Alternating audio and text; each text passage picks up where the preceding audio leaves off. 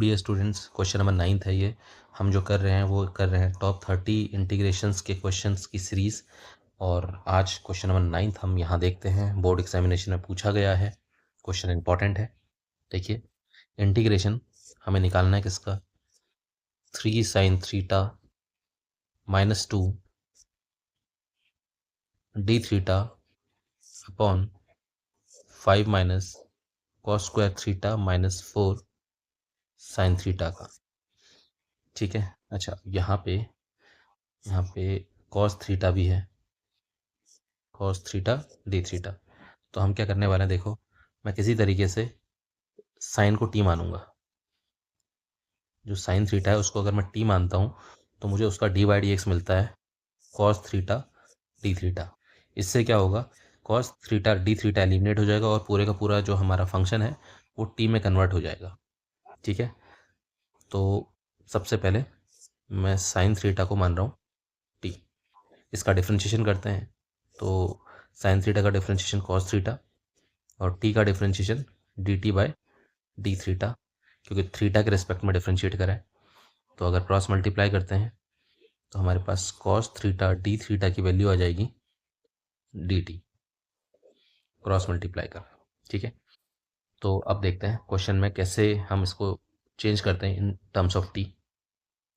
3 ऐसे ही रखा, sine theta, sine theta क्या है हमारे पास, साइन थीटा को मैंने टी माना है, minus 2 bracket close, cos theta D theta की वैल्यू में डी टी लिखूंगा upon 5 as it is, minus cos square theta है, मैं कॉस स्क्वायर थीटा को लिख सकता हूँ 10th क्लास की फर्स्ट आइडेंटिटी ट्रिग्नोमेट्री की, 1 माइनस साइन स्क्वायर थीटा।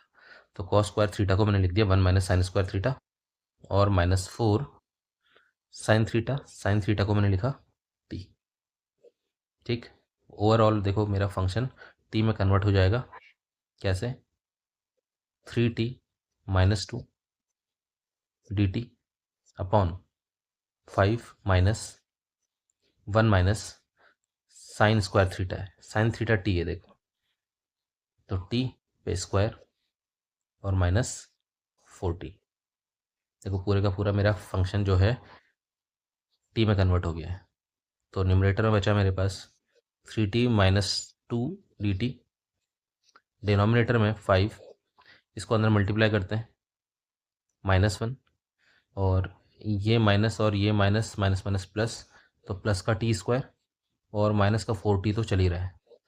थोड़ा तरीके से लिख लेते हैं इसको, 3t माइनस 2 ब्रैकेट के बाहर डी टी, देखो टी स्क्वायर को मैं पहले लिख लेता हूँ और फिर देन माइनस 4t, और 5 में से 1 को माइनस करेंगे तो प्लस का 4 आएगा।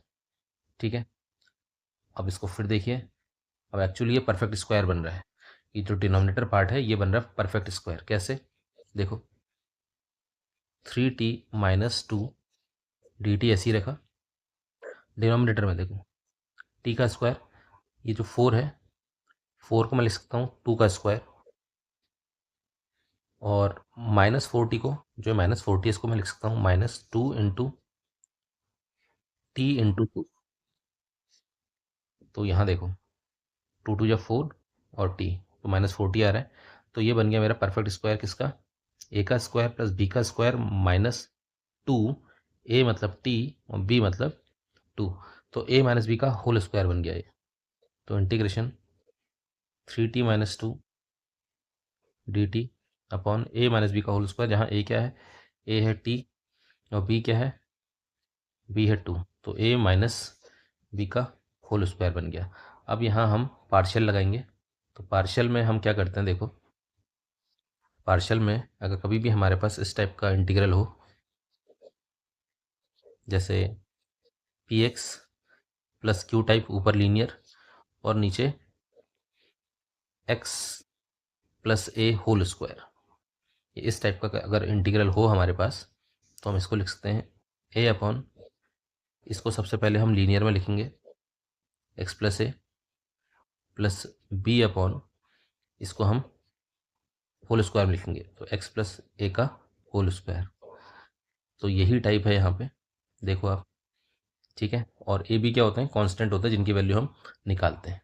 ठीक है, ये क्या है, कांस्टेंट्स है ए बी, इनकी वैल्यू निकालेंगे हम। तो मैं स्टार्ट करता हूँ इसमें पार्शियल लगाने का। तो मेरे पास जो अंदर इंटीग्रेशन से अंदर जो फंक्शन है 3t-2 अपॉन t-2, देखो विदाउट इंटीग्रेशन लिखना है, इंटीग्रेशन का यूज़ नहीं करना है। ठीक है, तो इसको मैं लिखूँगा पहला कांस्टेंट अपॉन, देखो t-2 लीनियर में मतलब पावर 1, प्लस दूसरा कांस्टेंट जो कि b है, और t-2 को जो भी पावर है उसकी जो कि 2 है, ऐसे। ठीक है, अब इसको हम सॉल्व करेंगे और ए बी निकालते हैं यहाँ से। सॉल्व देखो कैसे करेंगे, 3t-2 अपॉन t-2 का होल स्क्वायर, यहाँ एलसीएम ले लेते हैं। तो इन दोनों में बड़ा नंबर t-2 का होल स्क्वायर है, तो यही एलसीएम आएगा।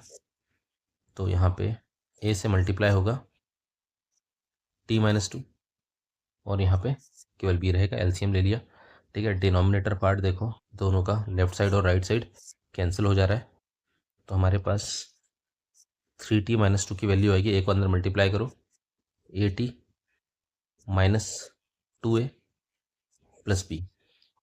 अब यहाँ देखो, ये चेक करो, ये हमारा कांस्टेंट है लेफ्ट राइट साइड का, लेफ्ट साइड का कांस्टेंट है -2। ठीक है, तो ये और यहाँ ए टी जो है वेरिएबल है इन टर्म्स ऑफ टी, यहाँ लेफ्ट साइड में वेरिएबल देखो इन टर्म्स ऑफ टी क्या है, 3t है। तो इक्वेट करते हैं, तो 3t किसके बराबर आएगा, ए टी के बराबर। वेरिएबल को वेरिएबल के साथ कंपेयर करोगे, टी से टी कैंसिल, तो यहाँ से ए की वैल्यू आ गई 3, कॉन्स्टेंट ए की वैल्यू हमें 3 मिल गई है। और ऐसे ही जो कॉन्स्टेंट टर्म है टूवर्ड्स लेफ्ट हैंड साइड -2 है, और टूवर्ड्स राइट हैंड साइड जो कांस्टेंट है वो है -2a प्लस b। ठीक, यहाँ से -2 तो ऐसे ही रखा, -2 a की जगह 3, क्योंकि a की वैल्यू 3 निकाली है, 3 प्लस b। तो यहाँ से वैल्यू क्या आई b की, -2 इक्वल्स टू -6 प्लस b। तो b की वैल्यू क्या आ गई, -2 प्लस 6, दैट इज b की वैल्यू आ गई हमारे पास 4। तो हमारे पास दोनों कांस्टेंट की वैल्यू निकल गई है हमारी, a की वैल्यू 3 और b की वैल्यू 4।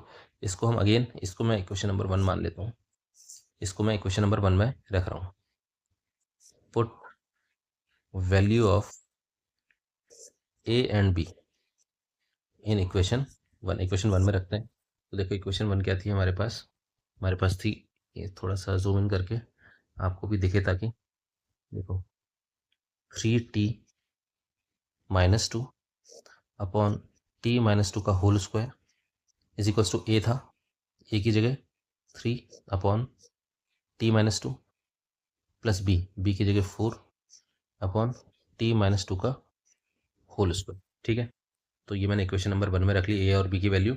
जैसे इक्वेशन नंबर 1 में रखी, अब मैं इसको कर रहा हूँ इंटीग्रेटिंग बोथ साइड, दोनों ओर इंटीग्रेट कर रहे हैं। तो इंटीग्रेशन है तो डी टी आएगा, इंटीग्रेशन है तो डी टी आएगा, इंटीग्रेशन करा तो डी टी आएगा। तो यहाँ देखो इसी की वैल्यू निकालनी है, मेन 3 टी को मैंने क्या माना था, देखो टी को मैंने स्टार्टिंग में मान रखा है क्या, साइन थीटा। तो यहाँ टी की जगह साइन थीटा, इसी की वैल्यू निकालनी थी मैंने, -2 अपॉन साइन थीटा -2 का होल स्क्वायर, और डी टी क्या था, डी टी की वैल्यू थी क्या, cos theta D theta, cos theta D theta, cos theta D theta. देखो इसी की वैल्यू निकालनी थी स्टार्टिंग में मैंने, यहाँ निकालते हैं वैल्यू। देखो 3 तो कांस्टेंट है, इंटीग्रेशन किसका, इंटीग्रेशन 1 अपॉन t-2 का आएगा क्या, log t। तो इंटीग्रेट कर लेते हैं, इसका रिजल्ट आएगा log t, इसका रिजल्ट आएगा log t प्लस 4 कांस्टेंट बाहर है, इंटीग्रेशन 1 अपॉन t-2 का होल स्क्वायर। तो इसके लिए हम t-2 के होल स्क्वायर को हम न्यूमरेटर में लेके जाएंगे तो पावर -2 हो जाएगी, और dt चल रहा है देखो। ठीक है, तो इसका यहीं पर ही कर लेते हैं। देखो अगर इसको मैं x मान लूँ, x की पावर n का फॉर्मूला क्या होता है इंटीग्रेशन का, x की पावर n dx अगर होता है तो इसका इंटीग्रेशन का फॉर्मूला क्या होता है, x की पावर n+1 अपॉन n+1। तो इसके अकॉर्डिंग अगर मैं इसको x मान लेता हूँ, इसके अकॉर्डिंग क्या रिजल्ट आएगा, x मतलब t माइनस टू की होल पावर n मतलब -2 +1 अपॉन n जो कि -2 है +1। तो इससे रिजल्ट क्या आ जाएगा देखो, t माइनस टू की होल पावर -1 अपॉन -1। तो इसको अगर मैं डिनोमिनेटर में लेके जाऊँ तो 1 अपॉन t माइनस टू की पावर +1 और एक माइनस चल रहा है, तो मैं इसको लिखता हूँ 1 अपॉन -t माइनस टू की पावर 1, मतलब ऐसा समझ लो -1 t माइनस टू। तो यहाँ ये तो चल ही रहा है, इसी की वैल्यू चाहिए मुझे। तो 3 log t मेरा क्या था, साइन थीटा था, तो यूज़ कर लिया, +4 इंटीग्रेशन, इसका इंटीग्रेशन मैंने निकाला है, देख लो, -1 अपॉन t माइनस टू। तो इंटीग्रेशन निकाला है मैंने, -1 अपॉन t माइनस टू, ठीक है, और ब्रैकेट क्लोज। इंटीग्रेशन हो चुके हैं सारे, तो एक कांस्टेंट c लेके आ गए हम। तो इसकी वैल्यू मुझे चाहिए है, जो कि आ गई 3 log sine theta, plus minus minus होता है, देखो ये प्लस का ये माइनस का, plus minus minus, 4 × 4 upon t minus two log c। अब मैं यहाँ पे t की वैल्यू भी चेंज कर लेता हूँ, ये तो ऐसे ही रखा -4, t की वैल्यू क्या थी, साइन थीटा थी, तो साइन थीटा -2 + c। तो ये वाला जो रिजल्ट है यही मेरा आंसर है, किसका, इसका इंटीग्रेशन 3 साइन थीटा -2 ब्रैकेट में cos theta D theta upon sine theta -2 का होल स्क्वायर। तो इसका रिजल्ट ये आया। ओके, आपको समझ में आएगा। Thank you so much.